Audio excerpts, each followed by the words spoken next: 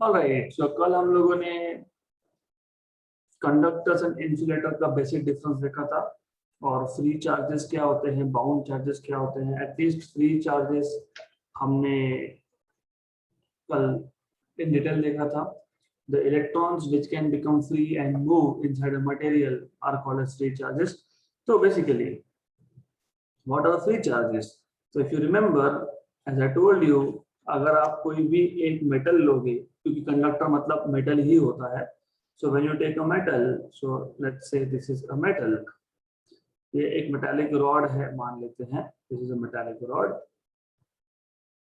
okay, and as you know, this metallic rod has atoms, तो यहाँ पे atoms है, nucleus, and then there are electrons in the orbit. तो मैं ये सब इतना डिटेल नहीं दिखाऊंगा, I will just show atom like this. So these are atoms basically. आपको पता है कि रूम टेम्परेचर पे क्या होता है, और ये जो एटम्स है ये मेटल है basically. So these are elements of metal, मतलब basically they have 1 or 2 or 3 electrons in the outermost shell. So as I told you in the last session, अगर 1 या 2 या 3 इलेक्ट्रॉन्स होंगे outermost shell में, they are loosely bound to the nucleus. Force of attraction between nucleus and electron ये कम होता है तो minimum मतलब very small amount of energy भी मिल गई अगर इलेक्ट्रॉन को. अगर वैलेंस इलेक्ट्रॉन को स्मॉल अमाउंट ऑफ एनर्जी भी मिल गई तो दे बिकम फ्री.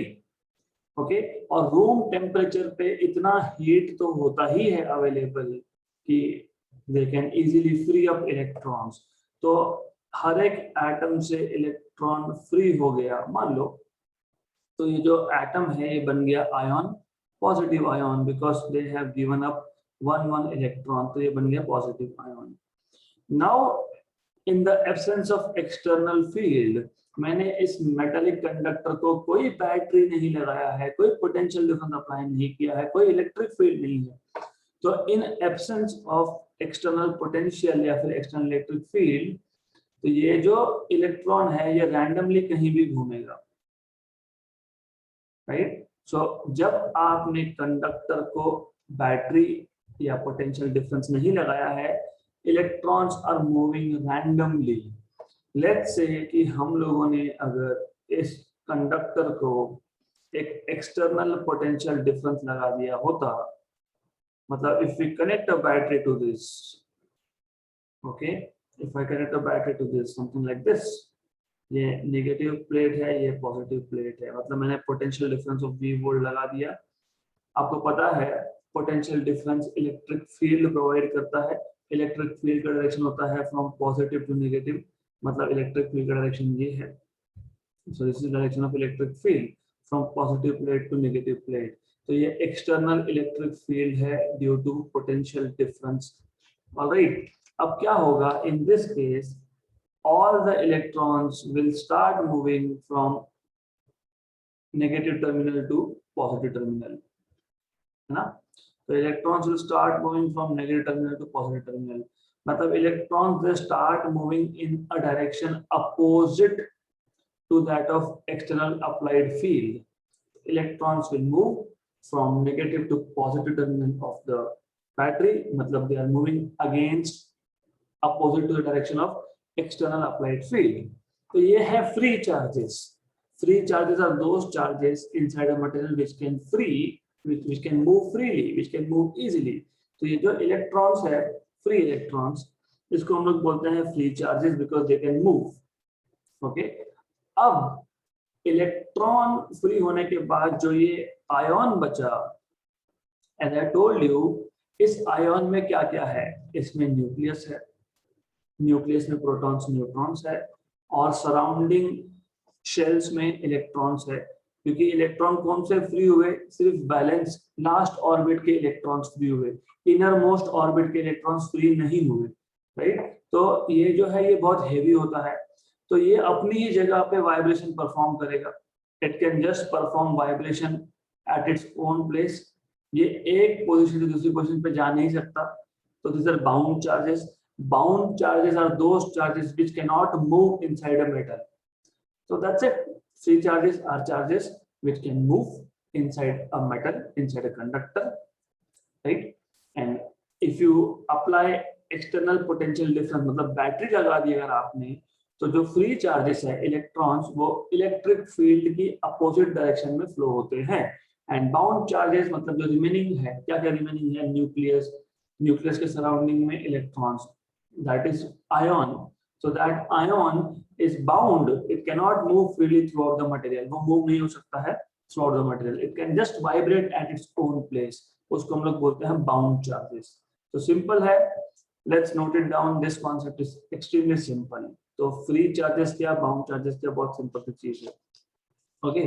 तो ये हमको क्यों समझना है, क्योंकि जो इलेक्ट्रिकल बिहेवियर है, किसका इलेक्ट्रिकल बिहेवियर, कंडक्टर का, that can be understood on the basis of, obviously on the basis of free and bound charges. तो इसलिए हमको ये पता होना चाहिए. So the electrical behavior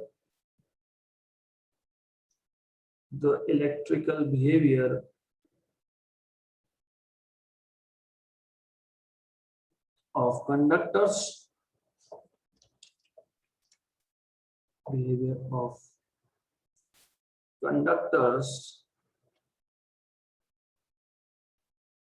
and insulators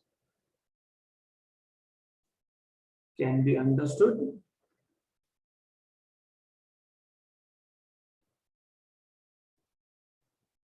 on the basis of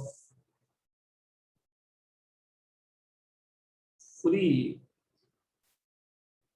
and bound charges.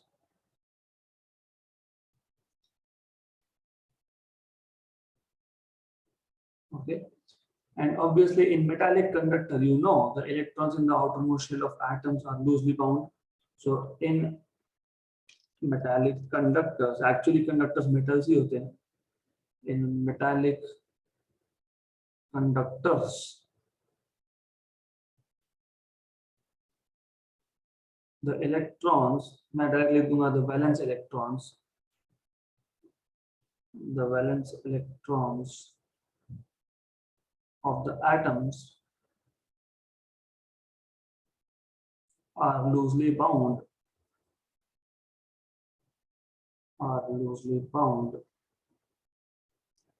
to the nucleus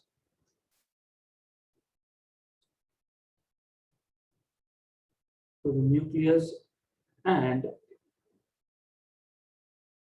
can be easily detached or can be easily freed.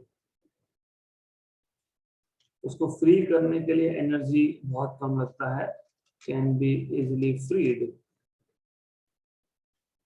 Yeah.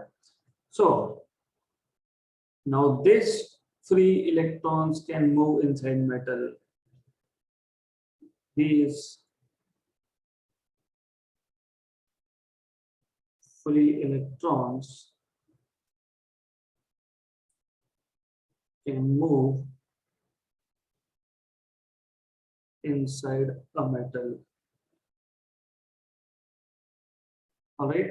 अब जब आपने इसको एक्सटर्नल इलेक्ट्रिक फील्ड लगा दिया तो क्या होता है, when an external electric field is applied, these electrons drift मतलब move, these electrons drift in the direction opposite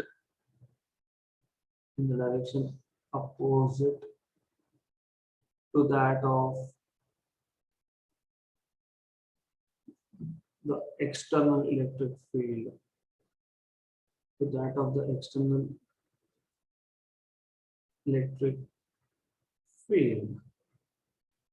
Okay. These charges which can move inside a conductor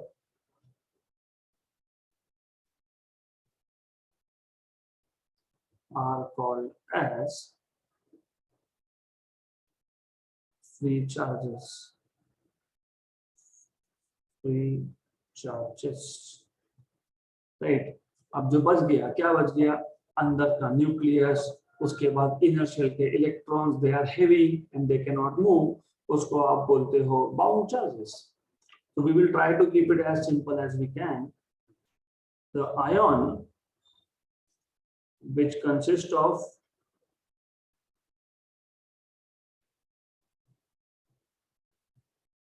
the positive nucleus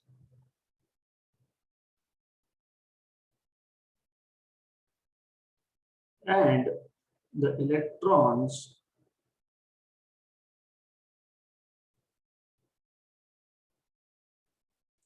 of the inner shells,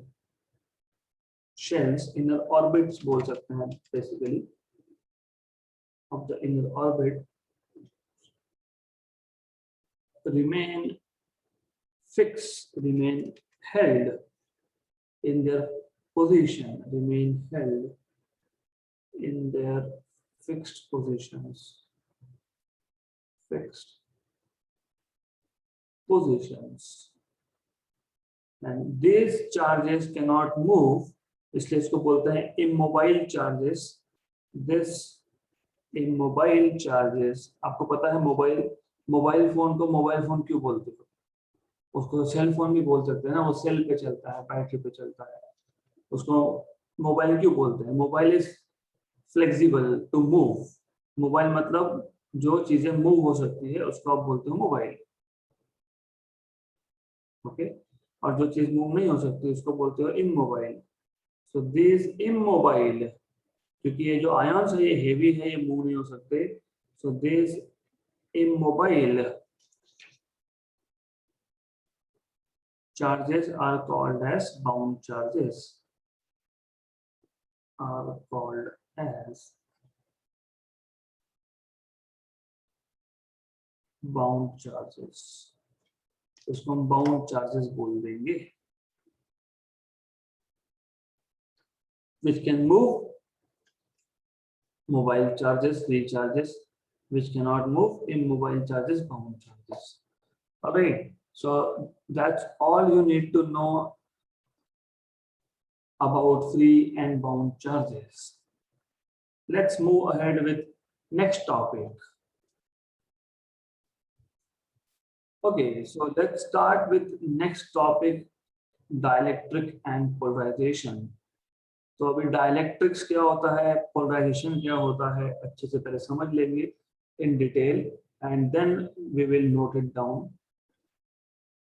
Dielectrics and polarization. Polarization. So what I will do is मैं ये पूरा topic पहले समझा दूंगा और बाद में हम लिखने का काम करेंगे. देखो डायलेक्ट्रिक्स का मतलब क्या होता है, इंसुलेटर्स को ही डायलेक्ट्रिक बोलते हो. Dielectrics are insulators only, मतलब bad conductors only, but they can be used to store electrical energy. So dielectrics are insulators which can be used to store electrical energy. ऐसा क्यों होता है? You see, if I take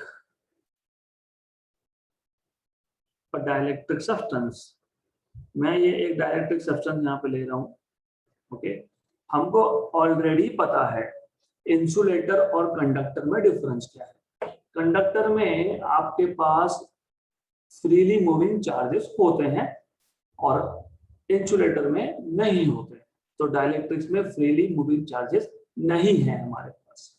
लेकिन जब मैं इस dielectric को एक्सटर्नल फील्ड में रखता हूं, एक्सटर्नल इलेक्ट्रिक फील्ड में रखता हूं, तो क्या होगा, ऑब्वियसली बेसिक्स तो आपको पता है, आपको इतना तो पता है कोई भी सब्सटेंस, कोई भी मटेरियल एटम्स या मॉलिक्यूल से बना होगा, और atoms and molecules are made up of atoms again, substance made up of molecules made up of atoms, and atoms made up of positive nucleus and negative electrons surrounding the nucleus.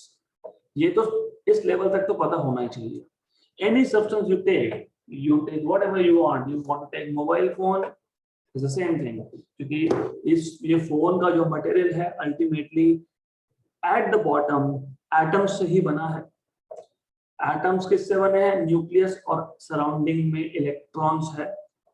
Okay, अब अगर हमने एक non conducting insulating material dielectric material को external electric field में रख दिया, और आपको इलेक्ट्रिक फील्ड का डायरेक्शन पता होना चाहिए, it is always from positive to negative. Electric field का डायरेक्शन पॉजिटिव से नेगेटिव की तरफ होता है, ये पता होना चाहिए, not the other way around. तो ये जो डाइलेक्ट्रिक सब्सटेंस था, as I told you, it is made up of atoms ultimately, and atoms are made up of nucleus and electrons. तो न्यूक्लियस बीइंग पॉजिटिव चार्ज, वो मतलब जो भी positive charges है वो थोड़े से डिस्प्लेस हो जाएंगे, सेपरेट नहीं हो रहे। आई एम नॉट सेइंग कि न्यूक्लियस पॉजिटिव है, उसके आजू बाजू में इलेक्ट्रॉन है, दिस इज द सिनेरियो। ऐसा ही है, आपके पास न्यूक्लियस है जो पॉजिटिवली चार्ज होता है, आपके पास इलेक्ट्रॉन्स है which are in the orbit, negative electrons, right. अब इस केस में, अनडिस्टर्ब्ड केस में, मतलब जब हमने मटेरियल को एक्सटर्नल इलेक्ट्रिक फील्ड में नहीं रखा हमने इसको इलेक्ट्रिक फील्ड में, उस केस में क्या हो रहा है? देखो, नेगेटिव चार्जेस का सेंटर और पॉजिटिव चार्ज का सेंटर दोनों सेम जगह पे आते हैं, सेंटर ऑफ एटम पे।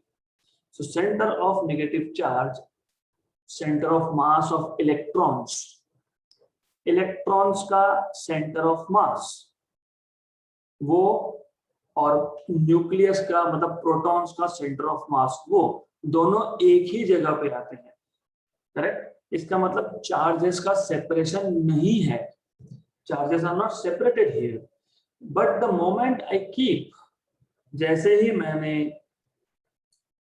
एक सब्सटेंस को एक्सटर्नल इलेक्ट्रिक फील्ड में रख दिया, मतलब मैंने एटम्स को एक्सटर्नल इलेक्ट्रिक फील्ड में रख दिया, तो क्या होगा? ये external electric field positive nucleus को थोड़ा अपने पास अट्रैक्ट करेगा और नेगेटिव इलेक्ट्रॉन्स को वो अपने पास थोड़ा सा अट्रैक्ट कर लेगा। तो there is slight shift, negative charges थोड़ा मूव हो गए पॉजिटिव एंड की तरफ, मतलब opposite to direction of electric field. Negative, you see, negative electrons they are shifting towards opposite to electric field, and positive nucleus, it is being shifted towards in the direction of electric field. Okay, तो nucleus in the direction of field move होगा, displace होगा, और electrons will be displaced opposite to electric field. अभी पहले क्या था? पहले ऐसा था। तो पहले के सिनेरियो में क्या था? जब हमने एक्सटर्नल फील्ड नहीं लगाया था तब क्या था? तब पॉजिटिव चार्ज का सेंटर और नेगेटिव चार्ज का सेंटर दोनों एक ही पॉइंट पे थे, मोर और लेस, राइट। अभी क्या हो गया? अभी नेगेटिव चार्ज का सेंटर अलग, पॉजिटिव चार्ज का सेंटर दूसरी जगह पे आ गया, तो इसको हम लोग बोलते हैं पोलराइजेशन। तो separation of centres of positive and negative charges is called as polarisation, right. तो what you have learn so far, dielectric मतलब इंसुलेटर ही होता है, इंसुलेटर मतलब नॉन कंडक्टर ही होता है, मतलब उसमें फ्री चार्जेस नहीं होते। लेकिन dielectrics are insulators which are capable of storing electrical energy. ऐसा क्यों होता है? ऐसा इसलिए होता है क्योंकि अगर आपने डाइलेक्ट्रिक सब्सटेंस को भी एक्सटर्नल इलेक्ट्रिक फील्ड में रख दिया, अल्टीमेटली डाइलेक्ट्रिक इंसुलेटर है लेकिन बना तो एटम से ही है, तो उस पर्टिकुलर डाइलेक्ट्रिक सब्सटेंस इंसुलेटर के जो एटम्स है उसमें प्रोटॉन्स मतलब न्यूक्लियस एंड इलेक्ट्रॉन्स है। द मोमेंट यू कीप, जैसे ही आपने उसको एक्सटर्नल फील्ड में रखा है, nucleus which is positively charge electric field के डायरेक्शन में शिफ्ट हो गया, थोड़ा सा डिस्प्लेस हो गया। Electrons which are negatively charge थोड़ा सा opposite to the direction of electric field shift हो जाते हैं। इसका मतलब चार्जेस का सेंटर, पॉजिटिव चार्ज का सेंटर और नेगेटिव चार्ज का centre, they are not at the same point, now they are shifted. इस प्रोसेस को बोलते हैं हम लोग पोलराइजेशन, राइट। गुड। तो पहले इतना पता होना चाहिए what is dielectric, what is meaning of polarization. फिर हम डाइलेक्ट्रिक के दो कैटेगरीज देखेंगे। There are two types of dielectric substances, polar and non polar, वो हम देखेंगे। For the time being you should know this much, इतना तो आपको पता होना चाहिए। Okay, so to start off with, you have dielectrics which are insulators. So dielectrics are insulators.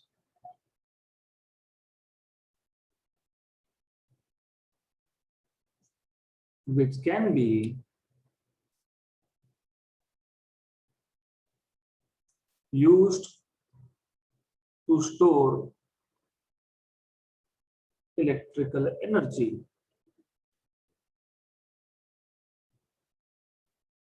Okay, then this is because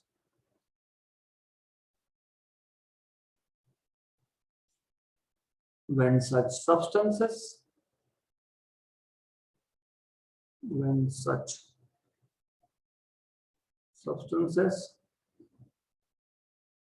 are placed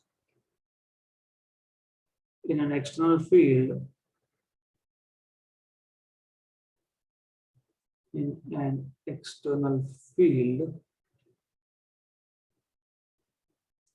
their positive and negative charges,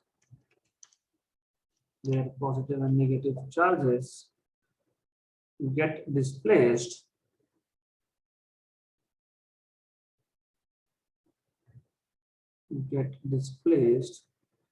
in opposite directions.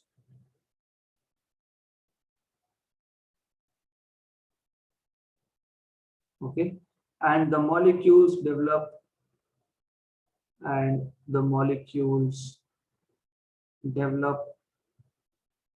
net dipole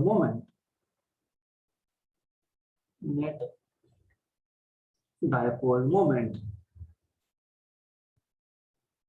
This phenomena of separation of positive and negative charges is called as polarization. This phenomena of separation of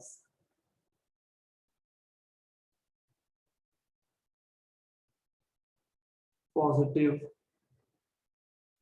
and negative charges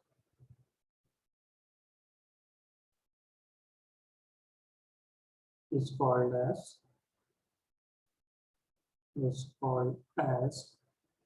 polarization. Okay, so I am going to repeat this again. Concept बहुत simple है. Someone of you want me to repeat this? Okay. देखो ऐसा है. Why I always say कि basics are important. In 11th standard, you have learned two equal and opposite charges separated by a small distance 2L is called as electric dipole. An electric dipole has dipole moment, which is given by P is equal to 2L into Q. One of the charges का magnitude multiplied by distance, electric dipole moment. Okay, अगर substance के पास electric dipole moment है, तो it has capability of storing electrical energy. That is the idea, right? अब जब मैं एक substance लेता हूँ, मैंने ले लिया डाइलेक्ट्रिक सब्सटेंस जो इंसुलेटर है. इंसुलेटर जो है वो चार्जेस कंडक्ट नहीं करता है, and you know that already. Okay, अब द थिंग इज, कोई भी सब्सटेंस हो, चाहे वो इंसुलेटर हो चाहे वो कंडक्टर हो, ultimately it is made up of atoms, and atoms are made up of nucleus surrounded by electrons in orbit. Okay, electrons are in orbit, ऐसा. ओके, जब तक मैंने इस सब्सटेंस को एक्सटर्नल इलेक्ट्रिक फील्ड में नहीं रखा, तब तक ये जो पॉजिटिव न्यूक्लियस है, अभी इस न्यूक्लियस के अंदर बहुत सारे प्रोटॉन्स होंगे, हो सकते हैं 10, 12, 15, 20 जो भी होगा. तो इन पॉजिटिव न्यूक्लियस का सेंटर, मतलब पॉजिटिव चार्ज का सेंटर कहाँ होगा? तो पॉजिटिव चार्ज का सेंटर यहीं पे होगा. और इलेक्ट्रॉन देखो, इलेक्ट्रॉन हर एक डायरेक्शन में यूनिफॉर्मली डिस्ट्रीब्यूट होता है. तो इन सब का सेंटर ऑफ मास कहाँ होगा? वो भी यहाँ पे होगा. अगर आपको सेंटर ऑफ मास का कॉन्सेप्ट नहीं पता तो देयर इज प्रॉब्लम. देखो, अगर एक मास यहाँ पे है, एक मास यहाँ पे है, एक मास यहाँ पे है, एक मास यहाँ पे है, और चारों का मास m m m है, so these masses are on the sphere or on the circle. तो इन सबका centre of mass exactly geometrical centre पे आता है, ये बताना चाहिए. तो इलेक्ट्रॉन जब ऑर्बिट में है तो इलेक्ट्रॉन्स का मतलब नेगेटिव चार्ज का सेंटर कहाँ आएगा? सेंटर पे. पॉजिटिव चार्ज सेंटर कहाँ पे आएगा? सेंटर पे. तो पॉजिटिव और नेगेटिव चार्जेस के सेंटर क्या हो गए? ओवरलैप, कोइंसाइड हो गए.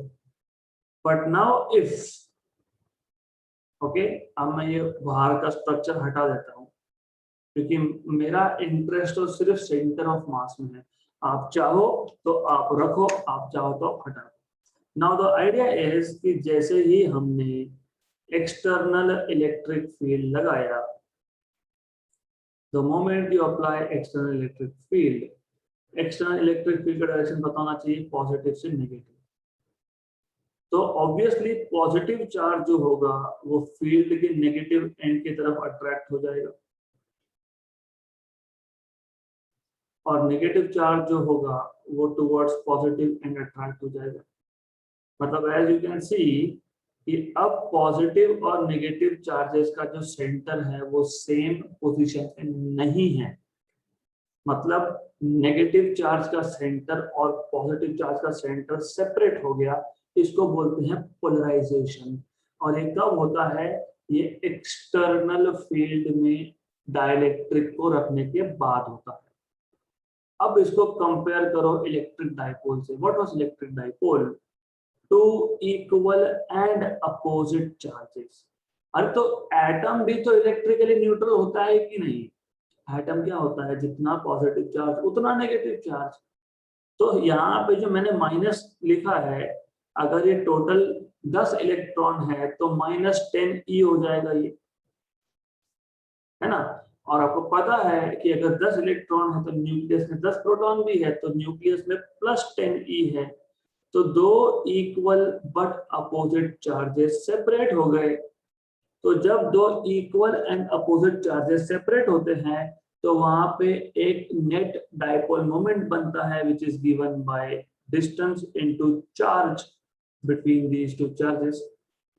तो इसलिए हमने लिखा कि जब आप इसको एक्सटर्नल फील्ड में रखोगे तो पॉजिटिव चार्ज और negative charge they get displaced, opposite direction में डिस्प्लेसमेंट हो जाता है उसका. Correct? Right. So this is what you should no. So they get displaced in opposite direction, positive towards right or negative towards left, and they are equal but opposite, so they develop a net dipole moment, and this phenomena of separation of positive and negative charges is called as polarization. Right? Okay, इतना basics आपको पता होना चाहिए. अभी ये जो मैंने बताया कि एटम में न्यूक्लियस है, इलेक्ट्रॉन्स है, वो सेपरेट हो रहा है, वो लिख लेते हैं हम लोग. तो you can remember this, you can revise this if you have written notes. तो लिख लेते हैं. So in every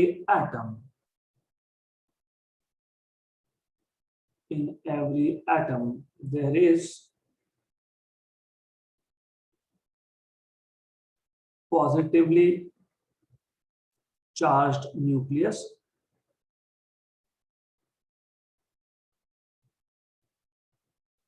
and there are negatively charged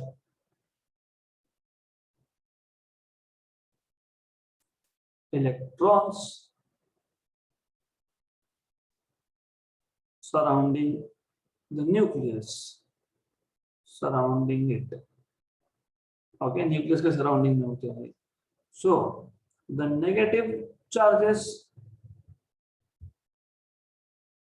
form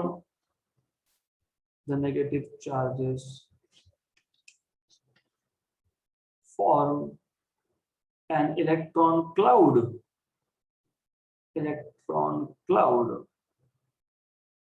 अब इसको इलेक्ट्रॉन क्लाउड क्यों बोलते हैं बता देता हूं.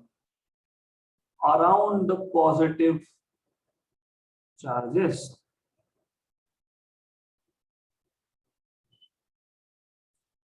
देखो, by the way electron cloud क्यों बोलते हैं, सबसे पहले आपको ये पता होना चाहिए कि जब आप बोलते हो न्यूक्लियस के अराउंड ऑर्बिट में इलेक्ट्रॉन्स रिवॉल्व हो रहे हैं, द मोमेंट यू से दिस, इसका मतलब आप बोल रहे हो electrons have particle nature. But ये कॉन्सेप्ट इनिशियली सही था, लेकिन विथ फर्दर डेवलपमेंट्स, जैसे जैसे साइंस आगे बढ़ा, वैसे वैसे हमको पता लगा कि electrons actually they are like wave, they are a wave, so they form wave structure. So electrons when in orbit around the nucleus are like waves, correct? अभी वेव का लोकेशन बता सकते हो क्या? You cannot say. बोल सकते हो क्या सन से वेव निकला अर्थ तक आया बीच में वहां था? नहीं बोल सकते. पार्टिकल के बारे में बोल सकते हो, हाँ particle has a particular location, मैं पिन पॉइंट कर सकता हूँ, हाँ वहां पे वो पार्टिकल. वेव को कैसे करेंगे? नहीं कर सकते. You cannot do it. Okay, इसलिए आप केमिस्ट्री में जब सीखते हो SPDF, S orbital, P orbital, तो S orbital spherical shape, P orbital dumbbell shape. What do you mean by that? That is probability of finding electron. Electron कहाँ मिलने के चांसेस है, वो है ऑर्बिटल्स. तो इसको हम बोलते हैं कि electrons are not particle but they are wave like structure. इसलिए हम लोग बोलते हैं कि जो इलेक्ट्रॉन्स है, instead of saying electrons are revolving around nucleus, हम बोलते हैं कि न्यूक्लियस के अराउंड इलेक्ट्रॉन्स का क्लाउड है. बात एक ही है. You can say electrons are revolving around nucleus, या फिर you can say electron cloud is there surrounding the nucleus. Anyways, ठीक है. So negative charges form an electron cloud around positively charged nucleus. अब these two oppositely charged regions have their own centers of masses, have their own centers of charges or masses. Center of charges, ठीक है, एक sentence बढ़ा देंगे. The center of negative charge, the center of negative charge is the center of mass, is the center of mass of electrons. तो electrons का centre of मास जो होगा वो नेगेटिव चार्ज का सेंटर हो गया. तो पॉजिटिव चार्ज का जो सेंटर ऑफ मास होगा वो पॉजिटिव चार्ज का सेंटर हो गया. And the centre of mass, the center of mass of positive charge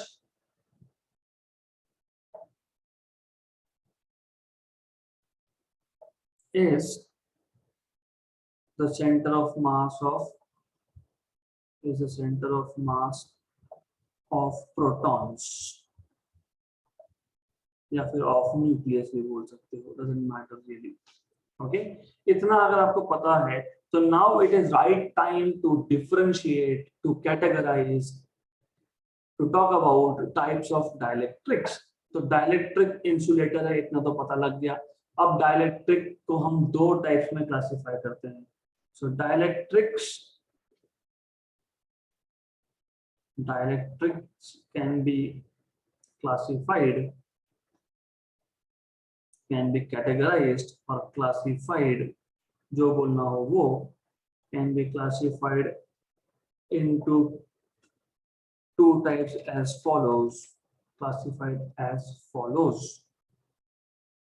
Number one, polar dielectric.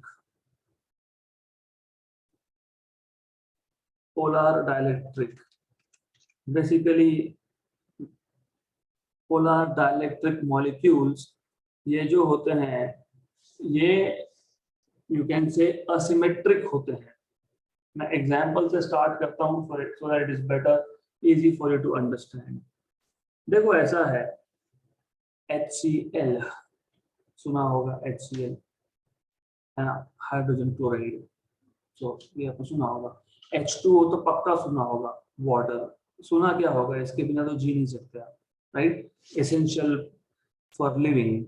Okay, अब H मतलब हाइड्रोजन, हाइड्रोजन मतलब एक प्रोटॉन न्यूक्लियस में, एक इलेक्ट्रॉन ऑर्बिट में।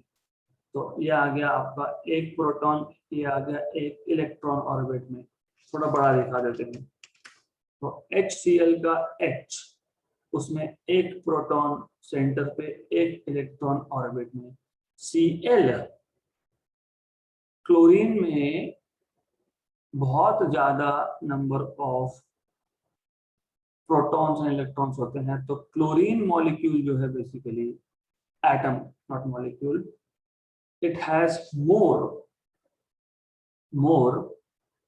Number of protons and electrons. Okay,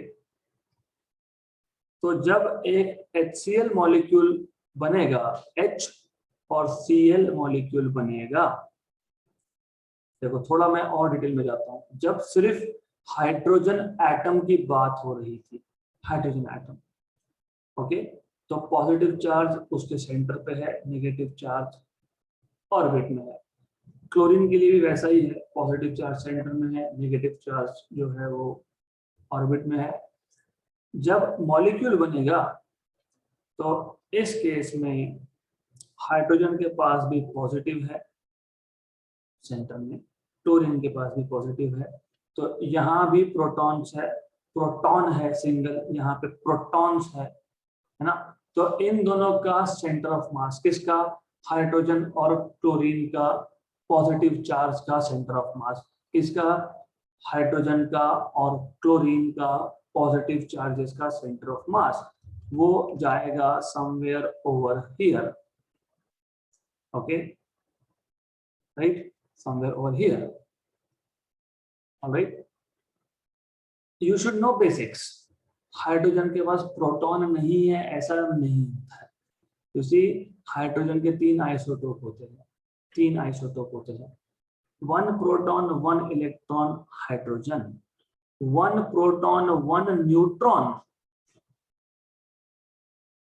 and one electron deuterium, deuteron बोलते हो उसको आप।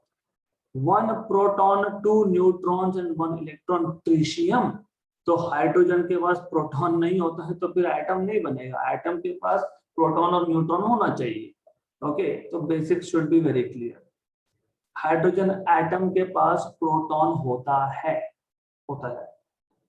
One proton inside nucleus, one electron in orbit, that is hydrogen atom. One proton, one neutron in nucleus and one electron in orbit, that is isotope of hydrogen. 2H लिखते हो उसको आप, so something you should know. Okay, now hydrogen का positive charge और chlorine का positive charge, मैंने आपको centre of मास जब एलिमेंट्स में बताया था आपको, तो उस केस में हमने ये चीज सीखी थी, okay, what we have learned in 11th standard is, अगर हमारे पास एक बड़ा मास है और हमारे पास एक छोटा मास है, तो बड़े मास का सेंटर ऑफ मास उसके सेंटर पे, छोटे मास का सेंटर ऑफ मास उसके सेंटर पे, इन दोनों का as a system centre of mass आएगा towards the bigger mass, towards the heavier mass. ये 11 में सीखा है आपने। तो जहां पे ज्यादा मास है सेंटर ऑफ मास उस तरफ शिफ्ट हो जाता है, क्योंकि centre of mass is a point where whole mass of the system can be assumed to be concentrated by definition. तो ऐसा है कि हाइड्रोजन क्लोराइड में, क्लोरीन में न्यूक्लियस में ज्यादा पॉजिटिव चार्ज है, हाइड्रोजन में न्यूक्लियस में एक ही पॉजिटिव चार्ज है, तो इन दोनों का centre of mass of positive charge यहाँ पे आ गया टुवर्ड्स क्लोरीन। सिमिलरली जब आप नेगेटिव चार्जेस की बात करो तो नेगेटिव चार्जेस भी क्लोरीन में ज्यादा है, ओके, और हाइड्रोजन के कंपैरिजन में। तो as a system negative charges का centre of mass it is again towards chlorine, और centre of mass of positive charge, centre of mass of negative charge, they are not coinciding, वो एक ही point पे नहीं आते, वो एक ही पॉइंट पे नहीं आते, एक ही पॉइंट पे नहीं आते, मतलब कि नेगेटिव और positive charges, centres of negative and positive charges are separated. अगर वो सेपरेटेड है तो ऑलरेडी यहाँ पे by default electric dipole moment है। तो this kind of molecules which naturally originally have electric dipole moment are called as polar dielectric molecules. H2O का भी सेम केस है, H2O में ऑक्सीजन, 2 हाइड्रोजन, यहाँ पे भी बाय डिफॉल्ट नेगेटिव चार्ज का सेंटर पॉजिटिव चार्ज का सेंटर कोइंसाइड नहीं होता है, तो there is by default electric dipole moment because centre of mass of positive and negative, they are not at the same positions. So such molecules are called as polar dielectric, and you see from structure of molecules they are not symmetric, they are asymmetric molecules. अगर मेरे पास symmetric molecule होता जैसे H2, जैसे CO2 है ना, H2 मतलब hydrogen hydrogen, दोनों same type, दोनों के पास सेम अमाउंट ऑफ चार्जेस, इस केस में पॉजिटिव और नेगेटिव चार्ज का सेंटर एक ही जगह पे आ जाता है, तो इसको बोलते हैं नॉन पोलर डाइलेक्ट्रिक। तो नॉन पोलर डाइलेक्ट्रिक मैं कल बताऊंगा, मैं पहले अभी पोलर डाइलेक्ट्रिक के बारे में हम थोड़ा सा लिख लेंगे। Let's go step by step, otherwise it may create some confusion. Okay, so polar dielectric, a molecule in which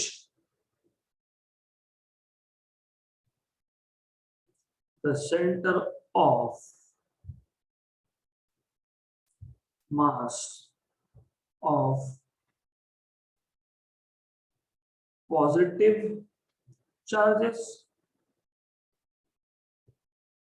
do not, ये इंपॉर्टेंट है, मैं इसको रेड में लिखूंगा, it is important, do not coincide, do not coincide with the center of mass of, okay, they do not coincide, दोनों positive charges का centre और negative charges का सेंटर कोइंसाइड नहीं होता है पोलर में, they do not coincide with, so center of mass of positive charges do not coincide with center of mass of negative charges because of asymmetric shape, because of asymmetric मतलब हर direction में same नहीं है, because of asymmetric shape of molecule, because of asymmetric shape of the molecule is called as polar molecule. And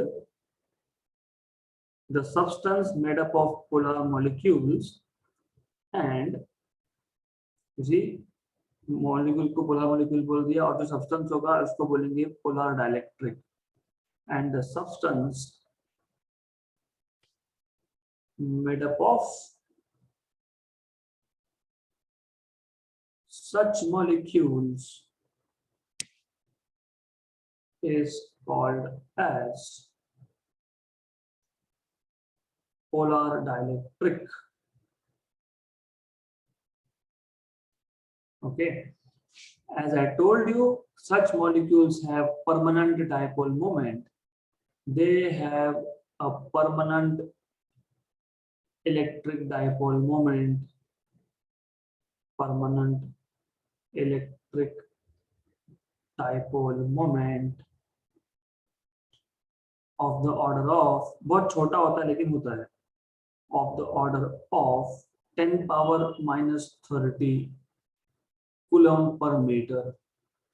क्योंकि electric dipole moment कैसे define करते हो आप, Q into 2L, मतलब कूलम इंटू मीटर, तो coulomb metre, coulomb per metre नहीं, coulomb metre, coulomb metre होता है. Okay, they act as tiny dipoles. They act as very small electric dipoles. Examples, let's take some examples. जैसे मैंने बताया आपको, HCl hydrogen chloride, water H2O, NH3 ammonia, etc etc. These are examples of polar dielectric molecules. अभी सिंबलिकली हम polar molecule को represent कैसे करेंगे, क्योंकि हमको पोलर मॉलिक्यूल और नॉन पोलर मॉलिक्यूल को डिफरेंशिएट करना है with the help of some symbol. तो हम क्या करते हैं, पोलर मॉलिक्यूल के लिए एक इलिप्सॉइड ड्रॉ कर देते हैं. So we draw a ellipsoid, मतलब अंडाकार शेप, एक shape basically, and in this एक शेप हम नेगेटिव चार्ज को और पॉजिटिव चार्ज को सेपरेटेड दिखा देते हैं. मतलब by default this notation will mean that we are talking about polar molecule. Okay, and as I gave you example, HCl molecule का मैंने आपको example दिया था, वो polar molecule होता है. So HCl is a polar molecule. In this case, what you can do is आप hydrogen दिखाओ and then show another molecule, another atom which is chlorine, Cl. Okay, then you show centers here. Okay, अभी मान लो कि ये negative charge का centre है, ये positive charge का सेंटर है, तो नेट डाइपोल मोमेंट नेगेटिव से पॉजिटिव होता है, तो you can show net dipole moment का direction p bar. Okay, you can also show H2O. तो आप वाटर मॉलिक्यूल का भी एग्जाम्पल आप दिखा सकते हो. तो you can show water molecule का एग्जाम्पल भी ले लेंगे, डजंट मैटर. तो वाटर मॉलिक्यूल में क्या होता है, you have oxygen O.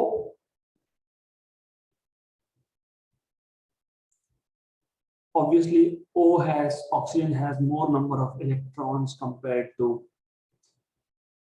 hydrogen. तो H2O, तो यहाँ पे एक H, यहाँ पे एक H. This is H, this is H, this is O.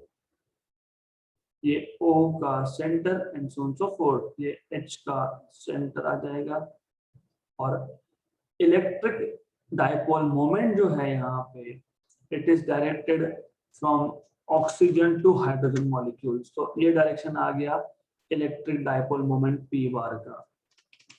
HCl में क्लोरीन से हाइड्रोजन की तरफ जाता है डाइपोल मोमेंट, और यहाँ पे ऑक्सीजन से हाइड्रोजन की तरफ होता है डाइपोल मोमेंट, राइट। तो you see in any case dipole moment is towards hydrogen, यहाँ पे भी टुवर्ड्स हाइड्रोजन, यहाँ पे भी टुवर्ड्स हाइड्रोजन, क्योंकि hydrogen is light element. Light element तो उसमें चार्ज कम है, तो डोमिनेटिंग एटम मॉलिक्यूल किससे बनता है, नंबर ऑफ एटम से। अभी हाइड्रोजन तो बेसिक है ना, एक पॉजिटिव एक नेगेटिव चार्ज, इतना ही होता है हाइड्रोजन। तो जो बाकी के एटम्स है वो डोमिनेट कर रहे हैं ना, वो डिसाइड करते हैं basically. So this is H2O polar molecule. All right, so that's sufficient for today. In the next session, we will see what are non-polar dielectric molecules.